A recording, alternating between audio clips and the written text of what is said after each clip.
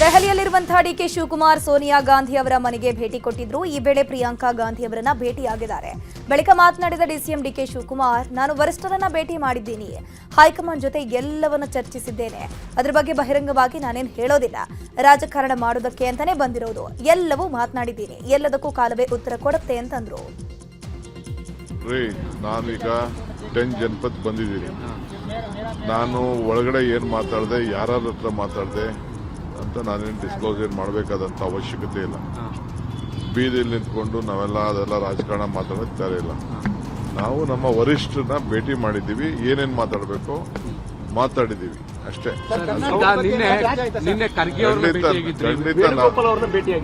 ಖಂಡಿತ ನಾನು ಬಂದ ಮೇಲೆ ಎಲ್ಲಾ ವಿಚಾರನೂ ತಿಳಿಸ್ಲೇಬೇಕಲ್ಲ, ಎಲ್ಲಾ ವಿಚಾರಗಳನ್ನ ಮಾತಾಡಿದ್ದೀನಿ, ಏನ್ ಬೇಕು ಮಾತಾಡಿದ್ದೀನಿ.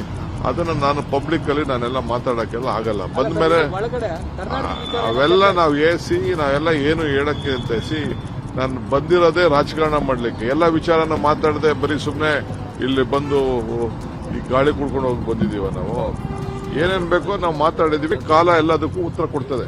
ನೋಡ್ರಿ, ಸಿಎಂ ಪಟ್ಟಕ್ಕಾಗಿ ಡಿಸಿಎಂ ಡಿಕೆ ಶಿವಕುಮಾರ್ ತೀವ್ರ ಕಸರತ್ತು ನಡೆಸುತ್ತಿದ್ದಾರೆ. ಕೆಸಿ ವೇಣುಗೋಪಾಲ್ ಮುಂದುವರೆದು ಡಿಕೆ ಬ್ರದರ್ಸ್ ಹಕ್ಕೊತ್ತಾಯ ಮಾಡಿದ್ದಾರೆ ಎನ್ನಲಾಗ್ತಾ ಇದೆ. ನಿನ್ನೆ ವೇಣುಗೋಪಾಲ್ ಅವರನ್ನ ಭೇಟಿಯಾಗಿ ಕುರ್ಚಿ ವಿಚಾರವಾಗಿ ಗಂಭೀರ ಚರ್ಚೆ ನಡೆಸಿದ್ದಾರೆ ಎನ್ನಲಾಗ್ತಾ ಇದೆ. 2.5 ವರ್ಷಕ್ಕೆ ಅಂತ ನಿಮ್ಮ ಸಮ್ಮುಖದಲ್ಲೇ ಮಾತಾಗಿತ್ತು, ನಿಮ್ಮ ಆಶ್ವಾಸನೆಯಂತೆ ನಾವು ನಡೆದುಕೊಂಡಿದ್ದೇವೆ. ಪವರ್ ಶೇರಿಂಗ್ ಒಪ್ಪಂದ ಮುಗಿದು 2.5 ತಿಂಗಳಾಗ್ತಾ ಇದೆ. ನಮಗೆ ನೀಡಿದ ವಚನದಂತೆ ಅಧಿಕಾರ ಹಸ್ತಾಂತರ ಆಗಲಿ, ಈ ಬಗ್ಗೆ ಸಿದ್ದರಾಮಯ್ಯ ಅವರನ್ನ ಕರೆಸಿ ಮಾತನಾಡಿ, ಆಗುತ್ತೋ ಆಗಲ್ವೋ ಅನ್ನೋದನ್ನ ಸ್ಪಷ್ಟವಾಗಿ ಹೇಳಿಬಿಡಿ ಅಂತ ಅಸಮಾಧಾನ ಹೊರಹಾಕಿದ್ದಾರೆ ಎನ್ನಲಾಗಿದೆ. ಡಿಕೆ ಶಿವಕುಮಾರ್ ದೆಹಲಿ ಭೇಟಿ ಬಗ್ಗೆ ಮಾತನಾಡಿದ ಸಚಿವ ಎಚ್.ಸಿ. ಮಹದೇವಪ್ಪ, ಮಲ್ಲಿಕಾರ್ಜುನ ಖರ್ಗೆ ಹಾಗೂ ರಾಹುಲ್ ಗಾಂಧಿ ನಮ್ಮ ಹೈಕಮಾಂಡ್ ಅಲ್ವಾ, ಹೈಕಮಾಂಡ್ ನಿರ್ದೇಶನ ಏನೇ ಇದ್ರೂ ಎಲ್ಲರೂ ತಲೆಬಾಗಲೇಬೇಕು. ಈ ಬಗ್ಗೆ ಸಿಎಂ ಕೂಡ ಸ್ಪಷ್ಟನೆ ಕೊಟ್ಟಿದ್ದಾರೆ. ಇನ್ನು ಇದೇ ವಿಚಾರವಾಗಿ ಶಾಸಕ ರಾಘವೇಂದ್ರ ಹಿಟ್ನಾಳ್, ಕೃಷ್ಣ ಭೈರೇಗೌಡ ಕೂಡ ಪ್ರತಿಕ್ರಿಯಿಸಿದ್ದಾರೆ. ಅವ್ರ ಕೈಲಿರುವಾಗ ಅವ್ರು ಏನು ಮಾಡಬೇಕು ತೀರ್ಮಾನಕ್ಕೆ ಬದ್ಧ ಅಂತ ಸಿಎಂ ಹೇಳಿದರೆ ಅವರು ಹೇಳ್ತಾರೆ, ಎಲ್ಲರೂ ಬದ್ಧ ಹೇಳ್ತಾರೆ. It's not A debatable subject. ಇಲ್ಲ, ಏನು ನಥಿಂಗ್ ಇಸ್ ಡಿಬೇಟಬಲ್. ಅವರು ಖರ್ಗೆ ಅವರು ರಾಹುಲ್ ಗಾಂಧಿ ನಮ್ಮ ಹೈಕಮಾಂಡ್ ಅಲ್ವಾ, ಹೈಕಮಾಂಡ್ ನಿರ್ದೇಶನ ಏನಿದೆ ಅದಕ್ಕೆ ಎಲ್ಲರೂ ಬಾಗಲೇಬೇಕಲ್ಲ. ಈಗ ಸದ್ಯಕ್ಕೇನು ಡಿಬೇಟಬಲ್ ಇಲ್ಲ. ಅವರಿಗೆ ಬೇರೆ ಬೇರೆ ರಾಜ್ಯದ ಇನ್ಚಾರ್ಜ್ ಕೊಟ್ಟಿದ್ದಾರೆ, ಸೊ ಹೋಗ್ಲೇಬೇಕಾಗ್ತದೆ. ಈಗ ನೀನು ಡೆಲ್ಲಿಗೆ ಹೋಗ್ಬೇಡ ಅನ್ನಕ್ಕಾಗತ್ತಾ? ಅವರು ನಮ್ಮ ರಾಜ್ಯದ ಪಕ್ಷದ ಅಧ್ಯಕ್ಷರಿದ್ದಾರೆ, AICC ಅಧ್ಯಕ್ಷರು ಭೇಟಿ ಆಗ್ಬೇಕಾಗಿರ್ತದೆ. ಆಮೇಲೆ 2 ಪೋರ್ಟ್ಫೋಲಿಯೋ ಅವ್ರ ಹತ್ರ ಇದೆ, ಡೆವಲಪ್ಮೆಂಟ್ಗೆ ಹೋಗ್ಬೇಕಾಗಿರ್ತದೆ. ಆ ರೀತಿ ಹೋಗಿರ್ಬೋದು. ಈಗ ನೀವು ಯಾಕೆ ಗೊಂದಲ ಸೃಷ್ಟಿ ಮಾಡ್ತಾ ಇದ್ದಾರೆ ಗೊತ್ತಿಲ್ಲ. ಯತೀಂದ್ರ ಅವ್ರು ಏನ್ ಹೇಳಿದ್ದಾರೆ? 5 ವರ್ಷ ಅವರೇ ಮುಖ್ಯಮಂತ್ರಿ ಆಗಿದ್ದಾರೆ. ಗೊತ್ತಿಲ್ಲಪ್ಪ, ಅದೆಲ್ಲ ನಾನು ಮಾತಾಡೋದಿಲ್ಲ, ನಿಮಗೂ ಗೊತ್ತಿಲ್ಲ. ನಾನು ಅವ್ರ ಸ್ಟೇಟ್ಮೆಂಟ್ ನೋಡಿಲ್ಲ, ಅದ್ರ ಬಗ್ಗೆ ನಂದೇನು ರಿಯಾಕ್ಷನ್ ಇಲ್ಲ. ಡಿಸಿಎಂ ಡಿಕೆ ಶಿವಕುಮಾರ್ ದೆಹಲಿ ಪ್ರವಾಸದ ವಿಚಾರದ ಬಗ್ಗೆ ಮಾತನಾಡಿದ ವಿಪಕ್ಷ ನಾಯಕ ಅಶೋಕ್, ಡಿಕೆ ಶಿವಕುಮಾರ್ ತುಂಬಾ ತಡವಾಗಿ ಎದ್ದಿದ್ದಾರೆ. ನವೆಂಬರ್ 20ಕ್ಕೆ ಅವರು ಬಾವುಟ ಹಾರಿಸಬೇಕಾಗಿತ್ತು, ಈಗ ತುಂಬಾ ತಡವಾಗಿ ಬಾವುಟ ಹಾರಿಸಿದ್ದಾರೆ. ಡಿಕೆಶಿ ಕಾದ್ರೆ ಪ್ರಯೋಜನ ಇಲ್ಲ, ಸಿದ್ದರಾಮಯ್ಯ ಅವರು ಬಿಟ್ಟುಕೊಡುವ ರೀತಿ ಕಾಣ್ತಾ ಇಲ್ಲ. ಸಿದ್ದರಾಮಯ್ಯ ಎಲ್ಲಿ ಕುರ್ಚಿ ಖಾಲಿ ಇರುತ್ತೋ ಅಲ್ಲಿ ಕುತ್ಕೊಳ್ತಾರೆ ಅಂತ ಹೇಳಿದ್ದಾರೆ. ಡಿಕೆ ಶಿವಕುಮಾರ್ ಬಹಳ ಲೇಟಾಗಿ ಎದ್ದಿದ್ದಾರೆ. ಅವ್ರದ್ದು ಪೆರೇಡ್ ಇದ್ದಿದ್ದು ನವೆಂಬರ್ 20th. ಅವತ್ತು ಬಾವುಟ ಹಾರಿಸ್ಬೇಕಾಯ್ತು. ಅವರು ಟೂ ಲೇಟ್ ಬಾವುಟ ಹಾರಿಸ್ತಾ ಇದ್ದಾರೆ. ಅವರು ಬಂಡಾಯದ ಬಾವುಟವನ್ನು. ಸಂಕ್ರಮಣನೂ ಮುಗ್ದೋಯ್ತಲ್ಲ, ಸಂಕ್ರಮಣ ಆಗೋಯ್ತು. ಅದರಿಂದ ಇನ್ನು ನನಗೆ ತಿಳಿದ ಪ್ರಕಾರ ಇನ್ನು ಡಿಕೆ ಕಾದರೆ ಏನು ಉಪಯೋಗ ಇಲ್ಲ ಅಂತ ಅನಿಸ್ತೈತೆ. ಏನು ಸಿದ್ದರಾಮಯ್ಯ ಬಿಟ್ಕೊಡೋ ಮೂಡಲ್ಲಿ ಇದ್ದಂಗೆ ಕಾಣಿಲ್ಲ. ಬಡ್ಜೆಟ್ ಮಾಡ್ತಾ ಇದ್ದಾರೆ, ಅದಾದಮೇಲೆ ಚುನಾವಣೆಗಳು. ಒಟ್ಟಲ್ಲಿ ಅವ್ರು ಹೇಳ್ದಂಗೆ ಹಳೆ ಕಾಂಗ್ರೆಸ್ ಅವ್ರಿಗೆ ದಿಕ್ಕಿಲ್ಲದ ಪರಿಸ್ಥಿತಿ ಕಾಂಗ್ರೆಸ್ ಪಾರ್ಟಿಯಲ್ಲಿ ಆಗಿದೆ ಅಂತ ಅವ್ರ ನೋವನ್ನು ವ್ಯಕ್ತ ಮಾಡಿದ್ದಾರೆ. ಇಂದು ದೆಹಲಿಯಿಂದ ಡಿಸಿಎಂ ಡಿಕೆ ಶಿವಕುಮಾರ್ ವಾಪಸ್ ಆಗಲಿದ್ದಾರೆ. ಕಳೆದ 3 ದಿನಗಳಿಂದ ದೆಹಲಿಯಲ್ಲಿದ್ದ ಡಿಕೆಶಿ ಇವತ್ತು ವಾಪಸ್ ಆಗಲಿದ್ದು 6:30 ಸುಮಾರಿಗೆ ನಡೆಯುವ ಸಚಿವ ಸಂಪುಟ ಸಭೆಯಲ್ಲಿ ಭಾಗಿಯಾಗಲಿದ್ದಾರೆ. ಫಾರಿನ್ ಟ್ರಿಪ್ ವಿಚಾರದ ಬಗ್ಗೆ ಮಾತನಾಡಿದ ಸಚಿವ ವೆಂಕಟೇಶ್, ಫಾರಿನ್ ಟ್ರಿಪ್ ವಿಚಾರದಲ್ಲಿ ನಮ್ಮ ಇಲಾಖೆ ಹೆಸರು ಯಾಕೆ ಬಂತೋ ಗೊತ್ತಿಲ್ಲ. ನಮ್ಮ ಇಲಾಖೆ ಕಡೆಯಿಂದ ಯಾರನ್ನೂ ಕಳಿಸ್ತಾ ಇಲ್ಲ. ಇಂಥ ಚರ್ಚೆ ಯಾಕೆ ಬಂತು ಅಂತಲೇ ಗೊತ್ತಾಗ್ತಾ ಇಲ್ಲ. ಅಧಿವೇಶನದ ಸಂದರ್ಭದಲ್ಲಿ ವಿದೇಶ ಪ್ರವಾಸದ ಚರ್ಚೆ ಆಯಿತು. ನೀವು ಬನ್ನಿ ಅಂತ ಸ್ನೇಹಿತರು ಹೇಳಿದ್ದು, ಆಯ್ತು ನೋಡೋಣ ಅಂತ ಅಂದೆ. ಅದರ ನಂತರ ಇಲಾಖೆಯಲ್ಲಿ ಕಳಿಸುವಂತಹ ಬಗ್ಗೆ ಕೆಲವು ಚರ್ಚೆ ಆಗಿಲ್ಲ. ಶಾಸಕರು ಅವರ ಸ್ವಂತ ಖರ್ಚಿನಲ್ಲಿ ಹೋಗ್ತಿದ್ದಾರೆ. ನಮ್ಮ ಇಲಾಖೆಯಲ್ಲಿ ಪ್ರವಾಸಕ್ಕೆ ಕಳಿಸುವಷ್ಟು ದುಡ್ಡು ಇಲ್ಲ ಅಂದಿದ್ದಾರೆ. ಶಾಸಕರು ಕೆಲವರು ವಿದೇಶ ಪ್ರವಾಸ ಮಾಡ್ತಾರೆ. ಅದರಲ್ಲಿ ನನ್ನನ್ನು ಕರೆದಿದ್ರು ಪ್ರವೀಣ್ ಪನ್ನಿ ಹೋಗೋಣ ಅಂತ ಅಸೆಂಬ್ಲಿ ನಡೆಯೋ ಸಂದರ್ಭದಲ್ಲಿ. ಆಗ ನಾನು ನೋಡೋಣ ಸಾಧ್ಯ ಆದರೆ ಬರ್ತೀನಿ ಅಂತ ಹೇಳಿದ್ದೆ ಅವರಿಗೆ. ಬಟ್ ಈಗ ನಾನು ಹೋಗ್ತಾ ಇಲ್ಲ. ಕೆಲವರು ಹೋಗ್ತಾ ಇದ್ದಾರೆ, ಅವ್ರ ಸ್ವಂತ ದುಡ್ಡಲ್ಲಿ ಅವ್ರು ಹೋಗ್ತಾ ಇದ್ದಾರೆ. ಇದಕ್ಕೂ ನನಗೇನು ಸುಮ್ಮನೆ ನನ್ನ ಹೆಸರು ಹಾಕ್ಕೊಂಡಿದ್ರು ಅವರು. ನೀವು ಬನ್ನಿ ಹೋಗೋಣ, ನಾನು ಆದರೆ ಬರ್ತೀನಪ್ಪ ಅಂತ ಹೇಳಿದ್ದೆ. ಕಾಂಗ್ರೆಸ್ನ ಶಾಸಕರಿಂದ ವಿದೇಶ ಪ್ರವಾಸ ವಿಚಾರದ ಬಗ್ಗೆ ಮಾತನಾಡಿದ ಗೃಹ ಸಚಿವ ಪರಮೇಶ್ವರ್, ಅವರು ಪ್ರವಾಸಕ್ಕೆ ಹೋದ್ರೆ ನಾನೇನ್ ಪ್ರತಿಕ್ರಿಯೆ ಕೊಡಲಿ, ಅವರು ಖಾಸಗಿ ಪ್ರವಾಸ ಮಾಡ್ತೀವಿ ಅಂತ ಹೇಳಿದ್ದಾರೆ. ಪಶುಸಂಗೋಪನೆ ಇಲಾಖೆಯಿಂದ ಹೋಗ್ತಾರೋ ಖಾಸಗಿಯಾಗಿ ಹೋಗ್ತಾರೋ ಅದು ಅವರವರಿಗೆ ಬಿಟ್ಟಿದ್ದು ಅಂತಂದ್ರು. ಇನ್ನು ಇದೇ ವಿಚಾರವಾಗಿ ಸಚಿವ ಮಹಾದೇವಪ್ಪ, ಶಾಸಕ ರಾಘವೇಂದ್ರ ಹಿಟ್ನಾಳ್, ಅಲ್ಲಮ್ಮ ಪ್ರಭು ಪಾಟೀಲ್ ಕೂಡ ಪ್ರತಿಕ್ರಿಯಿಸಿದ್ದಾರೆ. ಕಾಂಗ್ರೆಸ್ ಶಾಸಕರ ವಿದೇಶ ಪ್ರವಾಸ ಮತ್ತು ರೆಸಾರ್ಟ್ ವಿಚಾರಕ್ಕೆ ಬಿಜೆಪಿ ರಾಜ್ಯಾಧ್ಯಕ್ಷ ವಿಜಯೇಂದ್ರ ಪ್ರತಿಕ್ರಿಯೆ ನೀಡಿದ್ದಾರೆ. ಕಾಂಗ್ರೆಸ್ಗಾಗಿ ಬಿಜೆಪಿಯಿಂದ ಬಡಿಗೆ ರೆಡಿ ಮಾಡಿಸಿದ್ದೀವಿ. ಸಿದ್ದರಾಮಯ್ಯ ಯಾರಿಗೆ ಹೇಳ್ತಾರೆ ಅವರಿಗೂ ಕೂಡ ಬಡಿಗೆ ಕೊಡ್ತೀವಿ. ಡಿಕೆ ಶಿವಕುಮಾರ್ ಯಾರಿಗೆ ಹೇಳ್ತಾರೆ ಅವರಿಗೂ ಬಡಿಗೆ ಕೊಡ್ತೀವಿ. ಇಬ್ಬರು ಒಬ್ಬರಿಗೊಬ್ಬರು ಕುಳಿತು ಬಡಿದಾಡಿಕೊಳ್ಳುವಂತಹ ಕಾಲ ಬಂದಾಗಿದೆ ಅಂತ ಟಕ್ಕರ್ ಕೊಟ್ಟಿದ್ದಾರೆ. ಇನ್ನು ಇದೇ ವಿಚಾರವಾಗಿ ವಿಪಕ್ಷ ನಾಯಕ ಆರ್ ಅಶೋಕ್, ಛಲವಾದಿ ನಾರಾಯಣಸ್ವಾಮಿ, ಸುರೇಶ್ ಬಾಬು ಕೂಡ ಪ್ರತಿಕ್ರಿಯಿಸಿದ್ದಾರೆ. ಈ ಸರ್ಕಾರದ ಮುಖ್ಯಮಂತ್ರಿಗಳ ಆದ್ಯತೆ ಏನು ಅಂತೇಳಿ ಇದರಲ್ಲೇ ಗೊತ್ತಾಗ್ತದೆ. ಶಾಸಕರುಗಳ ಅನುದಾನ ಕೊಡಿ ಅಂತ ಹೇಳಿದ್ರೆ ವಿದೇಶ ಪ್ರವಾಸದ ಭಾಗ್ಯವನ್ನು ಮುಖ್ಯಮಂತ್ರಿಗಳು ಕೊಡೋದಕ್ಕೆ ಹೊರಟಿದ್ದಾರೆ. ನಿನ್ನೆ ಮುಖ್ಯಮಂತ್ರಿ ಏನು ಹೇಳಿದ್ದಾರೆ, ಅದು ನಾವ್ಯಾವುದು ಸರ್ಕಾರದಿಂದ ಕೊಡ್ತಾ ಇಲ್ಲ, ಹಣ ಅವರೇ ಸ್ವಂತ ಖರ್ಚು ಮೇಲೆ ಹೋಗ್ತಾ ಇದ್ದಾರೆ ಅಂತೇಳಿ. ಹಾಗಾಗಿ ಇವೆಲ್ಲವೂ ಕೂಡ ಅಂದರೆ ನಾನು ಅದೇ ಹೇಳಿದಲ್ಲ, ಸರ್ಕಾರದ ಪ್ರಿಯಾರಿಟೀಸ್ ಏನು, ಆದ್ಯತೆ ಏನು ಅಂತೇಳಿ ಇದರಲ್ಲೇ ಗೊತ್ತಾಗ್ತದೆ. ಮುಖ್ಯಮಂತ್ರಿಗಳು ತಮ್ಮ ಕುರ್ಚಿಯನ್ನು ಉಳಿಸ್ಕೊಳ್ಳೋ ಸಲುವಾಗಿ ಇವತ್ತು ವಿದೇಶ ಪ್ರವಾಸ ಕಳಿಸೋಕ್ಕೆ ಪ್ರಾರಂಭ ಮಾಡಿದ್ದಾರೆ.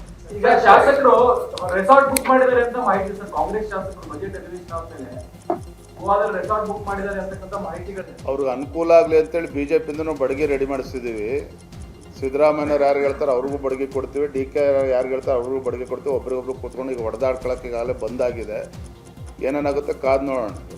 ಮುಖ್ಯಮಂತ್ರಿಗಳ ಅಧಿಕಾರ ಚೇರ್, ಮ್ಯೂಸಿಕಲ್ ಚೇರ್ ನಡೀತಾ ಇದ್ರು ಕೂಡ ಫಾರಿನ್ ಟ್ರಿಪ್ ಮುಖ್ಯಮಂತ್ರಿ ಹೇಳಿದ್ದಾರೆ, ಇನ್ನೊಬ್ಬರು ಹೇಳಿದ್ದಾರೆ ಪುಟ್ಟರಂಗ ಶೆಟ್ಟಿ ಇವರು ಮಂತ್ರಿ ಕರ್ಕೊಂಡು ಹೋಗ್ತಾ ಇದ್ದಾರೆ ನಮ್ಮನ್ನೆಲ್ಲ ಅಧ್ಯಯನ. ಸ್ವಂತ ಹಣದಕ್ಕೆ ಅಧ್ಯಯನ ಹೆಂಗಾತಪ್ಪ? ಅಧ್ಯಯನ ಅಂತ ಹೇಳಿದ್ದಾರೆ. ಅಧ್ಯಯನ ಟೂರ್ ಅಂತಂದ್ರೆ ಸರ್ಕಾರನೇ ಫಿಕ್ಸ್ ಮಾಡಬೇಕು. ಈಗ ಯಾವುದೋ ದೇಶಕ್ಕೆ ಹೋಗ್ಬೇಕಾದ್ರೆ ನೀನು ಪ್ರೈವೇಟಾಗಿ ಹೋದರೆ ನಿಮ್ಗೆ ಯಾರು ಫೆಸಿಲಿಟಿ ಕೊಡ್ತಾರೆ ನಿಮಗೆ? Who will coordinate? Nobody will coordinate with you. Research ಅಂದರೆ ಕುರಿಗಳ ಬಗ್ಗೆ ರಿಸರ್ಚ್ ಮಾಡೋಕ್ಕೆ ಹೋಗ್ತಾ ಇದ್ದೀರಾ, ದನಗಳ ಬಗ್ಗೆ ರಿಸರ್ಚ್ ಮಾಡೋಕ್ಕೆ ಹೋಗ್ತಾ ಇದ್ದೀರಾ. ಇಲ್ಲ ಈಗ ಬೇಡ ಅಂತ ಹೇಳಿದ್ರೆ ಈ ಕುರ್ಚಿ ಐತಲ್ಲ 4 ಕಾಲೊಂದು, ಅದ್ರ ಬಗ್ಗೆ ಆದರೂ ರಿಸರ್ಚ್ ಅಂದೋನು ಮಾಡಿ ಹೋಗಿ. ಯಾಕಂದರೆ 2 ಕಾಲು ಇಬ್ಬರು ಹಿಡ್ಕೊಂಡು ಕೂತ್ಬಿಟ್ಟವ್ರು. ಈಗ ಸಿದ್ದರಾಮಯ್ಯ 2 ಕಾಲು, ಡಿ ಕೆ 2 ಕಾಲು. ಮಾನ್ಯ ಮುಖ್ಯಮಂತ್ರಿಗಳು ಹೇಳಿದ್ದಾರೆ ಅವರು ಸ್ವಂತ ಖರ್ಚಿನಲ್ಲಿ ಹೋಗ್ತಿದ್ದಾರೆ ಅಂತ. ಅದಾದಮೇಲೆ ಪುಟ್ಟರಂಗ ಶೆಟ್ಟಿ ಅವರು ಹೇಳಿದ್ರು ನಾವು ಸರ್ಕಾರದ ಖರ್ಚಿನಲ್ಲಿ ಹೋಗ್ತಿದ್ದೀವಿ ಅಂತ. ಮಾನ್ಯ ವೆಂಕಟೇಶ್ವರವರು ಸಚಿವರು ಹೇಳ್ತಾರೆ ನನ್ನ ಇದರಲ್ಲಿ ಹೋಗ್ತಾ ಇಲ್ಲ, ಯಾಕೆಂದರೆ ನನ್ನ ಖಾತೆಯಲ್ಲಿ 3 ಕಾಸಿಲ್ಲ ಅಂತ ಹೇಳಿದ್ದಾರೆ. ಅಂದಮೇಲೆ ಈ ರೀತಿ ದಿವಾಳಿ ಆಗಿರ್ತಕ್ಕಂಥ ಸರ್ಕಾರದಲ್ಲಿ ಇಂತಹ ಪ್ರವಾಸ, ವಿದೇಶ ಪ್ರವಾಸ ಯಾಕೆ ಬೇಕಾಗಿತ್ತು? ಇದೆಲ್ಲವೂ ಕೂಡ ಸಿದ್ದರಾಮಯ್ಯನವರ ಬಣ ಅಂತಕ್ಕಂಥ ಮಾತನ್ನು ಕೂಡ ನಾನು ಕೇಳ್ಪಡ್ತಾ ಇದ್ದೀನಿ. ಆದ್ದರಿಂದ ಸಿದ್ದರಾಮಯ್ಯನವ್ರಿಗೆ ಇಂಥ ಒಂದು ಸ್ಥಿತಿ ಯಾಕೆ ಬಂತು? ಕುದುರೆ ವ್ಯಾಪಾರ ಪ್ರಾರಂಭ ಆಗ್ತಾ ಇದೆ ಅನ್ನೋ ಒಂದು ಕೂಗು ಬರ್ತಾ ಇದೆ. ಹಿಂದೆಯೂ ಬಂದಿತ್ತು, ಈಗ ಮತ್ತೆ ಪ್ರಾರಂಭ ಆಗ್ತಾ ಇದೆ. ವರ್ಷ ಯಾಕೆ ಹೋಗಲಿಲ್ಲ ಇವರು ವಿದೇಶಿ ಪ್ರವಾಸ ಮಂತ್ರಿಗಳು? ಈಗ ಯಾರ ಮೇಲೆ ಒತ್ತಡ ಇರಲಿಕ್ಕೋಸ್ಕರ ಈ ಥರ ಗುಂಪುಗಾರಿಕೆ ಮಾಡ್ತಾ ಇದ್ದಾರೆ. ಇವ್ರೇನಾದ್ರು ಕೂಡ ಏನು ಮಂತ್ರಿಗಿರಿನ ಬೇರೆ ಬದಲಾಯಿಸ್ತಕ್ಕಂಥದ್ದಕ್ಕೆ ಏನಾದ್ರು ಸರ್ಕಾರ ಕೈ ಹಾಕೋದಕ್ಕೆ, ನಾನು ಮಂತ್ರಿ ಆಗಬೇಕು, ನಾನು ಇನ್ನೂ ಒಳ್ಳೆ ಪೋರ್ಟ್ಫೋಲಿಯೋ ಪಡಿಬೇಕು ಅಂತ ಏನಾದ್ರು ಕೂಡ ಗುಂಪುಗಾರಿಕೆ ನಡೀತಾ ಇದೆಯಾ? ಇಲ್ಲ ಉಪಮುಖ್ಯಮಂತ್ರಿಗಳು ನಾನು ಮುಖ್ಯಮಂತ್ರಿ ಆಗಬೇಕು ಅಂತ ಅವರು ಏನಾದ್ರು ಕೂಡ ಈ ಥರ ಮಾಡ್ತಾ ಇದ್ದಾರೆ? ಇಲ್ಲ ಹೊಂದಾಣಿಕೆಯಲ್ಲಿ ಹೋಗಬೇಕು, ಮುಂದಿನ 28ನೇ ಇಸ್ವಿಗೆ ಡಿ ಕೆ ಶಿವಕುಮಾರ್ ಅವ್ರನ್ನ ಮುಖ್ಯಮಂತ್ರಿ ಅಂತ ಏನಾದ್ರು ಕೂಡ ಅವ್ರ ಹೈಕಮಾಂಡ್ ಏನಾದ್ರು ಕೂಡ ಹೇಳಿದ್ರೆ ಡಿ ಕೆ ಶಿವಕುಮಾರ್ ಮುಖ್ಯಮಂತ್ರಿಗಳ ಜೊತೆ ಕೈ ಜೋಡಿಸ್ತಾರೆ ಅಂತಕ್ಕಂಥದ್ದು ಕೂಡ ಈಗ ಚರ್ಚೆ ನಡೀತಾ ಇದೆ. ಚಿನ್ನಸ್ವಾಮಿಯಲ್ಲಿ ಐಪಿಎಲ್ ನಡೆಸೋಕೆ ಅನುಮತಿ ನೀಡುವ ವಿಚಾರವಾಗಿ ಇವತ್ತು ವಿಧಾನಸೌಧದಲ್ಲಿ ಗೃಹ ಸಚಿವ ಪರಮೇಶ್ವರ್ ನೇತೃತ್ವದಲ್ಲಿ ಸಭೆ ನಡೆಸಲಾಯಿತು. ಸಭೆಯಲ್ಲಿ ಬಹುತೇಕ ಚಿನ್ನಸ್ವಾಮಿ ಐಪಿಎಲ್ ಪಂದ್ಯ ನಡೆಸೋಕೆ ಒಪ್ಪಿಗೆ ಸಿಕ್ಕಿದ್ದು ಇವತ್ತು ಸಂಜೆ ನಡೆಯುವ ಕ್ಯಾಬಿನೆಟ್ ಮೀಟಿಂಗ್ನಲ್ಲಿ ಅಂತಿಮ ನಿರ್ಣಯ ಕೈಗೊಳ್ಳುವ ಸಾಧ್ಯತೆ ಇದೆ. ಸಭೆ ಬಳಿಕ ಮಾತನಾಡಿದ ಗೃಹ ಸಚಿವ ಪರಮೇಶ್ವರ್, ಇವತ್ತು ಕೆಎಸ್ಸಿಎ ಮತ್ತು ಆರ್ಸಿಬಿ ಜೊತೆ ಸಭೆ ಮಾಡಿದ್ದೀವಿ. ಜಸ್ಟಿಸ್ ಕುನ್ಹಾ ವರದಿ ಆಧಾರದ ಮೇಲೆ ಶಿಫಾರಸು ತಿಳಿಸಿದ್ದು, ಮುಂದೆ ಯಾವುದೇ ಮ್ಯಾಚ್ ಆಡಿಸಬೇಕಾದ್ರೆ ಕುನ್ಹಾ ವರದಿಯ ಅಂಶಗಳ ಬಗ್ಗೆ ಕ್ರಮ ಕೈಗೊಳ್ಳೋಕೆ ಸೂಚನೆ ಕೊಟ್ಟಿದ್ದೀವಿ. ಇವತ್ತಿನ ಸಭೆಯಲ್ಲಿ ಆಗಿರುವ ಚರ್ಚೆ ಬಗ್ಗೆ ಸಂಜೆಯ ಕ್ಯಾಬಿನೆಟ್ನಲ್ಲಿ ತಿಳಿಸುತ್ತೇವೆ. ಮುಂದಿನ ತೀರ್ಮಾನವನ್ನ ಕ್ಯಾಬಿನೆಟ್ ಮಾಡುತ್ತೆ ಅಂತ ಹೇಳಿದ್ರು. ಇನ್ನು ಇದೇ ವಿಚಾರವಾಗಿ ಕೆಎಸ್ಸಿಎ ಅಧ್ಯಕ್ಷ ವೆಂಕಟೇಶ್ ಪ್ರಸಾದ್ ಕೂಡ ಪ್ರತಿಕ್ರಿಯಿಸಿದ್ದಾರೆ. ಚಿನ್ನಸ್ವಾಮಿ ಕ್ರೀಡಾಂಗಣದಲ್ಲಿ ಮತ್ತೆ ಐಪಿಎಲ್ ಪಂದ್ಯದ ವಿಚಾರದ ಬಗ್ಗೆ ಮಾತನಾಡಿದ ವಿಪಕ್ಷ ನಾಯಕ ಅಶೋಕ್, ಕಾಲ್ತುಳಿತ ಪ್ರಕರಣಕ್ಕೆ ಕಾರಣನೇ ರಾಜ್ಯ ಸರ್ಕಾರ. ಇವರ ಮನೆ ಮಕ್ಕಳನ್ನೆಲ್ಲ ಕರೆತಂದು ಕಾರ್ಯಕ್ರಮ ಮಾಡಿದ್ದು ತಪ್ಪು. ರಾಜ್ಯ ಸರ್ಕಾರಕ್ಕೆ ಭದ್ರತೆ ಕೊಡುವಂತಹ ಯೋಗ್ಯತೆ, ಸಾಮರ್ಥ್ಯ ಇದ್ರೆ ಕೊಡಲಿ ಅಂತ ಹೇಳಿದ್ದಾರೆ. ಇನ್ನು ಇದೇ ವಿಚಾರವಾಗಿ ಛಲವಾದಿ ನಾರಾಯಣಸ್ವಾಮಿ ಕೂಡ ಪ್ರತಿಕ್ರಿಯಿಸಿದ್ದಾರೆ. ಸಿಎಂ ಸಿದ್ದರಾಮಯ್ಯ ಇವತ್ತು 6:30 ಸುಮಾರಿಗೆ ವಿಧಾನಸೌಧದಲ್ಲಿ ಸಚಿವ ಸಂಪುಟ ಸಭೆ ನಡೆಸಲಿದ್ದಾರೆ. ಸಭೆಯಲ್ಲಿ ಪ್ರಮುಖವಾಗಿ ಚಿನ್ನಸ್ವಾಮಿ ಕ್ರೀಡಾಂಗಣದಲ್ಲಿ ಐಪಿಎಲ್ ಪಂದ್ಯ ನಡೆಸುವ ಕುರಿತಾಗಿ ಚರ್ಚೆ ನಡೆಯಲಿದ್ದು, ಮಹತ್ವದ ನಿರ್ಧಾರ ಕೈಗೊಳ್ಳುವ ಸಾಧ್ಯತೆ ಇದೆ. 80% ಆಸ್ಪತ್ರೆಗಳಲ್ಲಿ ಔಷಧಿಗಳೇ ಇಲ್ಲ. ಚೀಟಿ ಕೊಟ್ಟು ಔಷಧಿ ಖರೀದಿಸಬೇಕಾದಂತಹ ಸ್ಥಿತಿ ಬಂದಿದೆ ಅಂತ ವಿಪಕ್ಷ ನಾಯಕ ಅಶೋಕ್ ಆರೋಪಿಸಿದ್ದಾರೆ. ಬೆಂಗಳೂರಿನಲ್ಲಿ ಮಾತನಾಡಿದ ಅವರು, ಈ ಸರ್ಕಾರ ಚೀಟ್ ಮಾಡುವಂತಹ ಸರ್ಕಾರ. ಜನೌಷಧಿಯಲ್ಲಿ ಕಮಿಷನ್ ಬರಲ್ಲ ಅಂತ ಮುಚ್ಚೋಕೆ ಹೋಗಿದ್ರು. ಆಮೇಲೆ ಕೋರ್ಟ್ ಛೀಮಾರಿ ಹಾಕಿತ್ತು. ಈಗ ಆಸ್ಪತ್ರೆಗಳಲ್ಲಿ ಸರಿಯಾಗಿ ಔಷಧಿ ಸಿಗ್ತಾ ಇಲ್ಲ. ಇನ್ನು 2 ತಿಂಗಳಿನಿಂದ ಗೃಹಲಕ್ಷ್ಮಿ ಹಣವೂ ಇಲ್ಲ. ಆರೋಗ್ಯ ಇಲಾಖೆಗೆ ಬರುವಂತಹ ಬಜೆಟ್ ಅನ್ನ 30% ಕಡಿತ ಮಾಡಿದ್ದಾರೆ. 5 ಗ್ಯಾರಂಟಿಗಳ ಹೆಸರಲ್ಲಿ ಜನರಿಗೆ ಕೊಡೋ ಔಷಧಿಯಲ್ಲೂ ಕೂಡ ಮೋಸ ಮಾಡಿದ್ದಾರೆ ಅಂತ ವಾಗ್ದಾಳಿ ನಡೆಸಿದ್ದಾರೆ. ಇನ್ನು ಇದೇ ವಿಚಾರವಾಗಿ ಛಲವಾದಿ ನಾರಾಯಣಸ್ವಾಮಿ ಪ್ರತಿಕ್ರಿಯಿಸಿದ್ದಾರೆ. ಬಿಜೆಪಿಯ ಪ್ರೀತಂ ಗೌಡ ಹೇಳಿಕೆಗೆ ಮಂಜು ಅಸಮಾಧಾನ ವ್ಯಕ್ತಪಡಿಸಿದ್ದಾರೆ. ವಿಧಾನಸೌಧದಲ್ಲಿ ಮಾತನಾಡಿರೋ ಅವರು, ಸಿಂಗಲ್ ಆಗಿ ಹೋಗೋಣ ಅನ್ನೋದಕ್ಕೆ ಅವರೇನ್ ಹೈಕಮಾಂಡ್ ಅಲ್ಲ. ಎನ್ಡಿಎ ಮೈತ್ರಿಯಲ್ಲಿ ಹೋದಾಗ ಸ್ವಾಭಾವಿಕವಾಗಿ ಯಾರ್ಯಾರು ಗೆದ್ದಿರುತ್ತಾರೋ ಅವರಿಗೆ ಟಿಕೆಟ್ ಕೊಡೋದು ವಾಡಿಕೆ. ಹಾಸನದಲ್ಲಿ ನಮ್ಮ ಜೆಡಿಎಸ್ ಎಂಎಲ್ಎ ಇರೋದನ್ನ ನೋಡಿ ಹಾಗೆ ಮಾತನಾಡ್ತಿದ್ದಾರೆ. ಹಾಗೆ ಮಾತನಾಡೋದು ಪಕ್ಷದ ಮೇಲೆ, ಪಕ್ಷದ ಅಧ್ಯಕ್ಷರ ಮೇಲೆ ಪರಿಣಾಮ ಬೀರುತ್ತದೆ. ಅದನ್ನು ಅವರು ತಿಳ್ಕೊಳ್ಬೇಕು ಅಂತಂದ್ರು. ರೌಡಿ ಶೀಟರ್ ಬಿಕ್ಲು ಶಿವ ಕೊಲೆ ಕೇಸಲ್ಲಿ A5 ಆಗಿರುವಂತಹ ಭೈರತಿ ಬಸವರಾಜ್ಗೆ ಸುಪ್ರೀಂ ಕೋರ್ಟ್ನಲ್ಲೂ ಹಿನ್ನಡೆಯಾಗಿದೆ. ನಿರೀಕ್ಷಣಾ ಜಾಮೀನು ಅರ್ಜಿಯನ್ನ ಸಲ್ಲಿಸಿದ್ರು ಸುಪ್ರೀಂ ಕೋರ್ಟ್ಗೆ, ಆದರೆ ಅರ್ಜಿ ವಜಾಗೊಂಡಿದೆ. ವಾದ ಕೂಡ ಆಲಿಸದೆ ಅರ್ಜಿಯನ್ನ ವಜಾ ಮಾಡಲಾಗಿದೆ. ಕೆಳಹಂತದ ಕೋರ್ಟ್ನಲ್ಲೇ ಇತ್ಯರ್ಥಕ್ಕೆ ಸೂಚನೆಯನ್ನ ನೀಡಿದ್ದಾರೆ. ಅಲ್ಲದೆ ವಿಚಾರಣೆಗೆ ಹಾಜರಾಗಬೇಕು, ಯಾವುದೇ ಕಾರಣಕ್ಕೂ ವಿಚಾರಣೆಯಿಂದ ಹಿಂದೆ ಸರಿಯುವಂತಿಲ್ಲ ಅಂತ ಸೂಚಿಸಿದೆ. ಇನ್ನು ಸುಪ್ರೀಂ ಕೋರ್ಟ್ನಿಂದಲೂ ಅರ್ಜಿ ವಜಾ ಹಿನ್ನೆಲೆಯಲ್ಲಿ ಶಾಸಕ ಭೈರತಿ ಬಸವರಾಜ್ ಸಿಐಡಿ ಎದುರು ಶರಣಾಗೋ ಹೊರತಾಗಿ ಬೇರೆ ಯಾವ ದಾರಿ ಕೂಡ ಇಲ್ಲ. ಈಗಾಗಲೇ ಲುಕೌಟ್ ನೋಟಿಸ್ ಹೊರಡಿಸಿರೋದ್ರಿಂದ ತಾವೇ ಶರಣಾಗಬೇಕು ಅಥವಾ ಪೊಲೀಸರವರನ್ನ ಬಂಧಿಸಬೇಕಾಗುತ್ತೆ. ಹೀಗಾಗಿ ಯಾವುದೇ ಕ್ಷಣದಲ್ಲಾದರೂ ಕೂಡ ಭೈರತಿ ಬಸವರಾಜ್ ಶರಣಾಗೋ ಸಾಧ್ಯತೆ ಹಿನ್ನೆಲೆಯಲ್ಲಿ ಸಿಐಡಿ ಕಚೇರಿಗೆ ಬ್ಯಾರಿಕೇಡ್ ಹಾಕಿ ಭದ್ರತೆಯನ್ನು ಒದಗಿಸಲಾಗಿದೆ. ರೌಡಿ ಶೀಟರ್ ಬಿಕ್ಲು ಶಿವ ಕೊಲೆ ಕೇಸ್ ಹಿನ್ನೆಲೆ ಶಾಸಕ ಭೈರತಿ ಬಸವರಾಜ್ ಪತ್ತೆಗಾಗಿ ಸಿಐಡಿ ತೀವ್ರ ಶೋಧ ನಡೆಸ್ತಾ ಇದೆ. ಭೈರತಿ ಬಸವರಾಜ್ ಏರ್ಪೋರ್ಟ್ಗೆ ಆಗಮಿಸುವ ಸಾಧ್ಯತೆಯ ಹಿನ್ನೆಲೆ ಈಗಾಗಲೇ ಏರ್ಪೋರ್ಟ್ನಲ್ಲಿ ಬೀಡು ಬಿಟ್ಟಿದ್ದಾರೆ ಸಿಐಡಿ ತಂಡ. ಸರೆಂಡರ್ ಆಗುವ ಮುನ್ನವೇ ಬಂಧಿಸಲು ಪ್ಲಾನ್ ಮಾಡಿಕೊಂಡಿದೆ. ಬಾಗಲಕೋಟೆಯ ಬನಹಟ್ಟಿಗೆ ಬಿವೈ ವಿಜಯೇಂದ್ರ ಆಗಮಿಸಿದ್ದು, ಈ ವೇಳೆ ನೇಕಾರ ಶಾಂತವೀರ ಚನಪನ್ನವರ ಮನೆಗೆ ಭೇಟಿ ಕೊಟ್ಟಿದ್ದಾರೆ. ಇನ್ನು ನೇಕಾರರ ಮನೆಯಲ್ಲಿಯೇ ಊಟ ಮಾಡಿದ್ದಾರೆ. ಕಾರಾಗೃಹ ಇಲಾಖೆಯ ಡಿಜಿಪಿ ಅಲೋಕ್ ಕುಮಾರ್ ನೂತನ ಪ್ರಯತ್ನ ಮಾಡಿದ್ದು, ಇನ್ಮುಂದೆ ಎಲ್ಲ ಜೈಲುಗಳಲ್ಲಿ ರಾಷ್ಟ್ರಗೀತೆ, ನಾಡಗೀತೆ ಮೊಳಗಲಿದೆ. ಕಳೆದ 1 ವಾರದಿಂದ ರಾಜ್ಯದ ಜೈಲುಗಳಲ್ಲಿ ರಾಷ್ಟ್ರಗೀತೆ, ನಾಡಗೀತೆಯನ್ನು ಹಾಡಿಸಲಾಗ್ತಾ ಇದ್ದು, ಕೈದಿಗಳಲ್ಲಿ ದೇಶ ಪ್ರೇಮ, ಕನ್ನಡ ಪ್ರೇಮ ಮೂಡಿಸುವುದೇ ಇದರ ಪ್ರಮುಖ ಗುರಿಯಾಗಿದೆ. ಬಜೆಟ್ ಪೂರ್ವಭಾವಿ ಸಭೆ ನಡೆಸುತ್ತಿರುವ ಸಿಎಂ ಸಿದ್ದರಾಮಯ್ಯ ಇವತ್ತು ಸಂಯುಕ್ತ ಕಿಸಾನ್ ಮೋರ್ಚಾದ ನಿಯೋಗದೊಂದಿಗೆ ಸಭೆ ನಡೆಸಿದ್ದಾರೆ. ಸಭೆಯಲ್ಲಿ ರೈತರ ಸಮಸ್ಯೆ ಹಾಗೂ ಬೇಡಿಕೆ ಕುರಿತು ಸಿಎಂ ರೈತರ ಜೊತೆ ಚರ್ಚೆ ನಡೆಸಿದರು. ಈ ವೇಳೆ ಸಿಎಂ ಬಳಿ ಅನ್ನದಾತರು ಸಂಪೂರ್ಣ ಸಾಲ ಮನ್ನಾ ಮಾಡಬೇಕು, ಬೆಳೆಗಳಿಗೆ ಎಂಎಸ್ಪಿ ಗ್ಯಾರಂಟಿ ಕಾನೂನು ತರಬೇಕು ಎಂಬ ಹಲವು ಬೇಡಿಕೆಗಳನ್ನಿಟ್ಟಿದ್ದಾರೆ. ಶಿವಮೊಗ್ಗದಲ್ಲಿ ಮಾಜಿ ಡಿಸಿಎಂ ಕೆಎಸ್ ಈಶ್ವರಪ್ಪ ನೇತೃತ್ವದಲ್ಲಿ ಪ್ರತಿಭಟನೆ ನಡೆಸಲಾಗಿದೆ. ಶರಾವತಿ ಪಂಪ್ಡ್ ಸ್ಟೋರೇಜ್ ಯೋಜನೆಯನ್ನು ವಿರೋಧಿಸಿ ಜಾಥಾ ಮಾಡಲಾಗ್ತಾ ಇದ್ದು, ರಾಷ್ಟ್ರಭಕ್ತ ಬಳಗ ಹಾಗೂ ಪರಿಸರವಾದಿಗಳು ಪ್ರತಿಭಟನೆಯಲ್ಲಿ ಭಾಗಿಯಾಗಿದ್ದಾರೆ. 16,000 ಕೋಟಿ ಲೂಟಿಯಾಗುವ ಯೋಜನೆ ಇದಾಗಿದೆ ಅಂತ ಆರೋಪಿಸಿ ಪ್ರತಿಭಟನೆ ಮಾಡಲಾಗಿದೆ. ಸಾರ್ವಜನಿಕರ ದೂರಿನ ಹಿನ್ನೆಲೆ ಬಾಗಲಕೋಟೆಯ ಜಮಖಂಡಿ ತಾಲೂಕು ಆಸ್ಪತ್ರೆಗೆ ಡಿಸಿ ಸಂಗಪ್ಪ ದಿಢೀರ್ ಭೇಟಿ ನೀಡಿ ಪರಿಶೀಲನೆ ನಡೆಸಿದ್ದಾರೆ. ಈ ವೇಳೆ ಸಾರ್ವಜನಿಕರು ರೈತರ ಕೆಲಸ ತುರ್ತಾಗಿ ಪರಿಹರಿಸುವಂತೆ ಅಧಿಕಾರಿಗಳಿಗೆ ಸೂಚಿಸಿದ್ದಾರೆ. ಮುಸ್ಲಿಂ ಯುವಕನ ಜೊತೆ ವೈಶಾಲಿ ಪರಾರಿ ಪ್ರಕರಣದ ಬಗ್ಗೆ ವೈಶಾಲಿ ತಂದೆ ವಿಶ್ವನಾಥ್ ಮಾಧ್ಯಮಗಳ ಜೊತೆ ಮಾತನಾಡಿದ್ದಾರೆ. ವೈಶಾಲಿಯನ್ನ ಲವ್ ಜಿಹಾದ್ಗೆ ಒಳಪಡಿಸಲಾಗಿದೆ. ಇದರ ಹಿಂದೆ ಎಸ್ಡಿಪಿಐ ಸಂಘಟನೆಯ ಮುಖಂಡರಿದ್ದಾರೆ.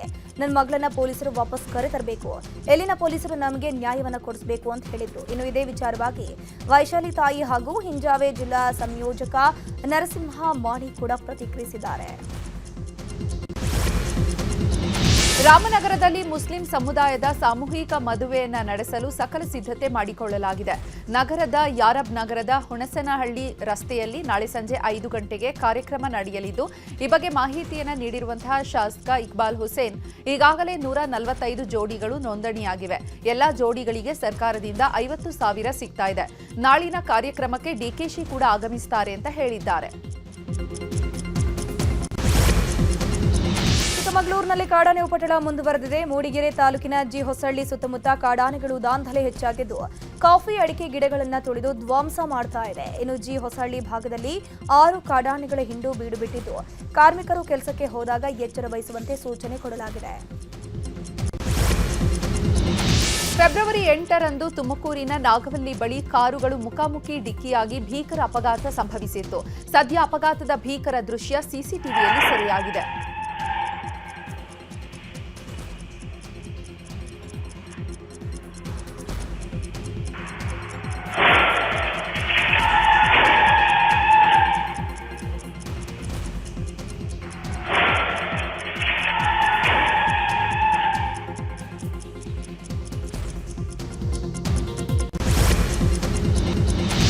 ಭಾರತದ ಬತ್ತಳಿಕೆಗೆ ಮತ್ತಷ್ಟು ರಫೇಲ್ ಫೈಟರ್ಗಳು ಬರಲಿವೆ. 114 ರಫೇಲ್ ಯುದ್ಧ ವಿಮಾನ ಖರೀದಿಗೆ ಒಪ್ಪಂದ ಮಾಡಿಕೊಳ್ಳಲಾಗಿದ್ದು, 3.25 ಲಕ್ಷ ಕೋಟಿ ವೆಚ್ಚದಲ್ಲಿ ಖರೀದಿಗೆ ನಿರ್ಧಾರ ಮಾಡಲಾಗಿದೆ. ಶೀಘ್ರದಲ್ಲೇ ಭಾರತಕ್ಕೆ ಫ್ರಾನ್ಸ್ ಅಧ್ಯಕ್ಷ ಮ್ಯಾಕ್ರನ್ ಭೇಟಿ ನೀಡಲಿದ್ದು, ಭಾರತ ಭೇಟಿ ವೇಳೆ ರಫೇಲ್ ಖರೀದಿ ಒಪ್ಪಂದದ ಕುರಿತು ನಿರ್ಧಾರ ಮಾಡಲಿದ್ದಾರೆ. ಬೇಸಿಗೆ ಪ್ರಾರಂಭವಾಗುವ ಮುನ್ನವೇ ಕುಡಿಯುವ ನೀರಿಗೆ ಹಾಹಾಕಾರ ಎದುರಾಗಿದೆ. ದಾವಣಗೆರೆ ಜಿಲ್ಲೆಯ ಜಗಳೂರು ತಾಲೂಕಿನ ಗೊಲ್ಲರಹಟ್ಟಿ ಗ್ರಾಮದಲ್ಲಿ ನೀರಿಗಾಗಿ ಪ್ರತಿಭಟನೆ ಮಾಡಲಾಗುತ್ತಿದೆ. ಕಳೆದ 7ರಿಂದ 8 ತಿಂಗಳಿನಿಂದ ಗೊಲ್ಲರಹಟ್ಟಿ ಗ್ರಾಮದಲ್ಲಿ ನೀರಿನ ಸಮಸ್ಯೆ ಇದ್ದು, ನೀರಿನ ಸಮಸ್ಯೆ ಬಗೆಹರಿಸುವಂತೆ ಗ್ರಾಮಸ್ಥರು ಆಗ್ರಹಿಸಿದ್ದಾರೆ. ರಾಜ್ಯ ಸರ್ಕಾರಕ್ಕೆ ಕೇಂದ್ರ ಸರ್ಕಾರ ಬಿಗ್ ಶಾಕ್ ಕೊಟ್ಟಿದೆ. ಮೆಟ್ರೋ ದರ ಏರಿಕೆ ಜಟಾಪಟಿಯ ಬೆನ್ನಲ್ಲೇ ಈಗ ಮೆಟ್ರೋ ರೆಡ್ ಲೈನ್ಗೆ ಕೇಂದ್ರ ಸರ್ಕಾರ ಬ್ರೇಕ್ ಹಾಕಿದೆ. ಅಲ್ಲದೆ ಡಬಲ್ ಡೆಕ್ಟರ್ ಪ್ಲಾನ್ಗೂ ಕೂಡ ನೋ ಅಂತ ಹೇಳಿದೆ. ಸರ್ಜಾಪುರ ಟು ಹೆಬ್ಬಾಳ ಯೋಜನೆಗೆ ಕೇಂದ್ರ ಸರ್ಕಾರ ಬ್ರೇಕ್ ಹಾಕಿದೆ. ಜೊತೆಗೆ ಯೋಜನೆ ಮತ್ತೆ ಮರುಪರಿಶೀಲನೆ ನಡೆಸಲು ಸೂಚನೆಯನ್ನು ಕೊಟ್ಟಿದೆ ಅಂತ ಸಂಸದ ಪಿಸಿ ಮೋಹನ್ ಹೇಳಿದ್ದಾರೆ.